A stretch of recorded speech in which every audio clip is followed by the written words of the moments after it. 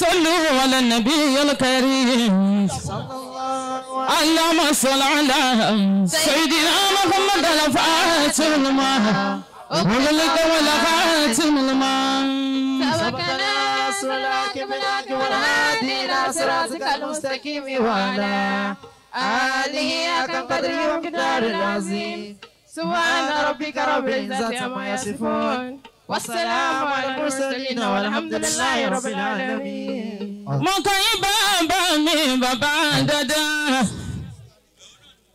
bàbá mi Àjàrà nílùú Ìlọrin Ṣàràfùdíìnì mi Àjàrà kọ́lájẹ́ kárí pé mo bẹ̀rù Olúwa Àmín màmá. pẹ̀lú bàbá mi Alájà ní mi Muyideen Bello mi bàbá tiwa kọ́lá má dààmú rẹ̀ bàbá mọ̀ sámi Àmínà. ọmọ bàbá wa Ṣéhù Kàmálídìn Kàmálí aláhàdàbí bàbá tiwa kọ́lá lẹ́kọ̀ọ́ kẹwọn mo bẹ̀ wọ́n lọ́wọ́ Àmín ya Allah. kọ́lá lẹ́kọ̀ọ́ kẹwọn bàbá yẹn sámi.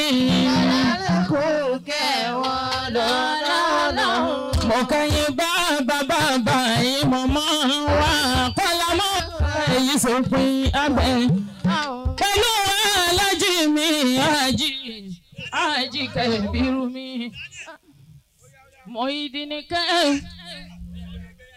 Muyideen Kẹ́bírù mi eré àsàlátù mi kọ́lá mọ́ dààmú rẹ̀ mo bẹ̀ wọ́n Olúwa ìràwọ̀ rẹ̀ ò ní wọ́n mi lọ́la Olúwa Àmínà. ṣe ìwújà mi ò àmì ọlọ́run mi ẹ̀kú oríire kò ní já ṣe mọ́ ẹ̀wọ́n tún ṣe mí sí lọ́la Muhammad nínú ọlọ́rọ̀ Rasulullah ọ̀rẹ́ Olúwa. Salamu alayka ya Muhammad Rasulullah. Sallallahu alayhi wa sallam. سلام عليك يا نبينا محمد وامين الله صلى الله عليه وسلم. مرتدى مصطفى يا سيدنا نبينا محمد رسول الله صلى الله عليه وسلم. سلام عليك يا شيخ تجانية سلام عليك يا شيخ إبراهيم قولا رضي الله ابن عبد الله يا ابو عبد الله شيخ إبراهيم قولا مميدنا مرشدنا لله الشيخ إبراهيم عبد الله مميدنا مرشدنا لله الشيخ إبراهيم عبد الله سلام عليك يا شيخ زارولlah ابن مرحم ابو مرحم ولي الله شيخ زارولlah الله لا اله الا الله الله جل جلاله الله لا إله إلا الله الله جل جلاله. الله لا اله الا الله الله جل جلاله الله لا إله إلا الله الله جل جلاله. سبحانك رب العزة عما يصفون بنعمته أمام الله جل جلاله الله جل جلاله لا إله إلا الله الله جل جلاله. بمن يفعل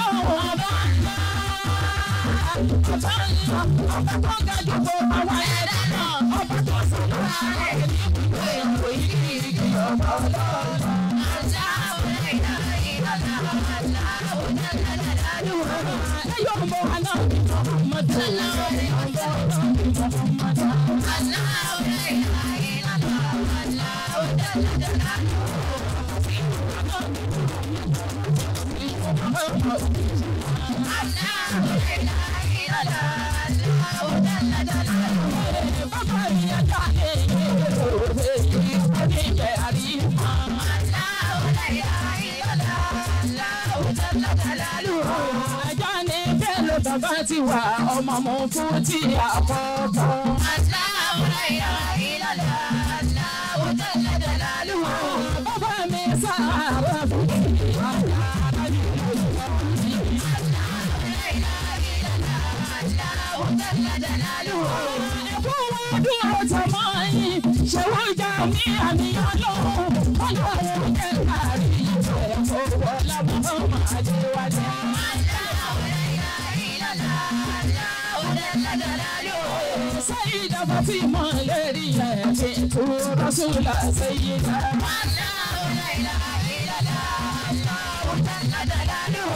ودوك يكون مبابا في جانب بالباباتي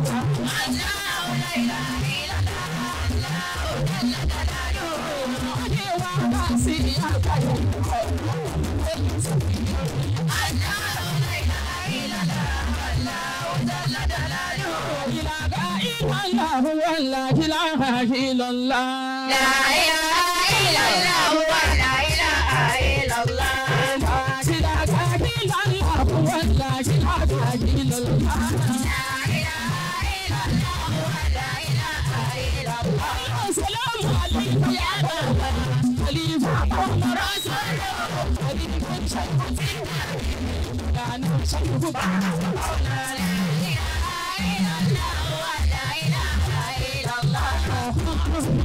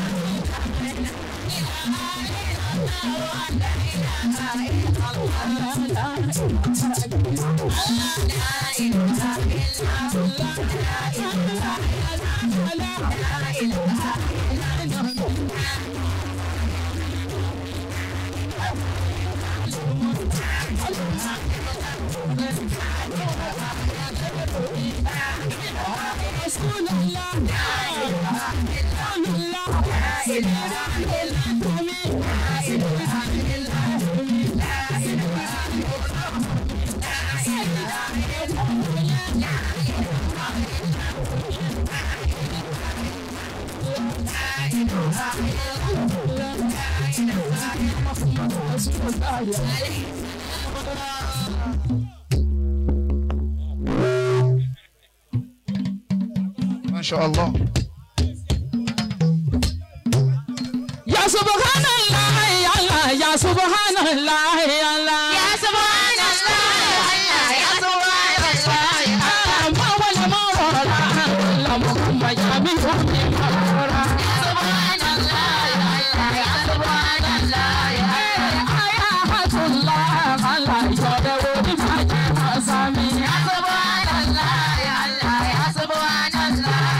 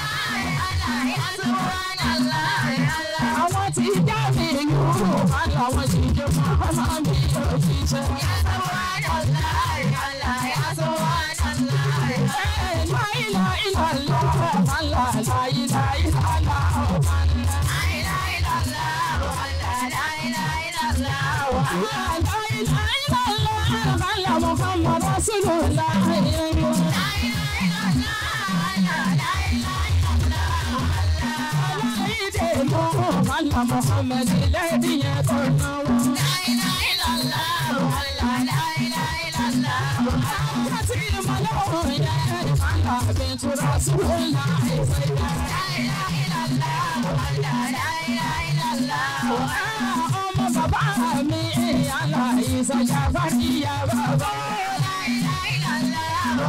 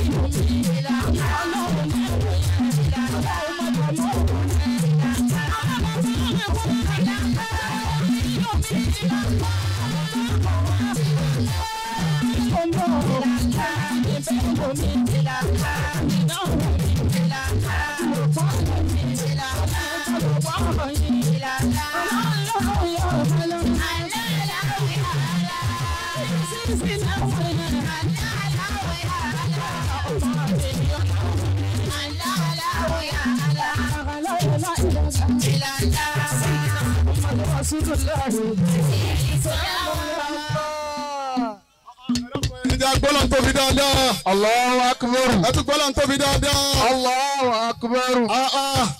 Màmá àgbà Azakirat.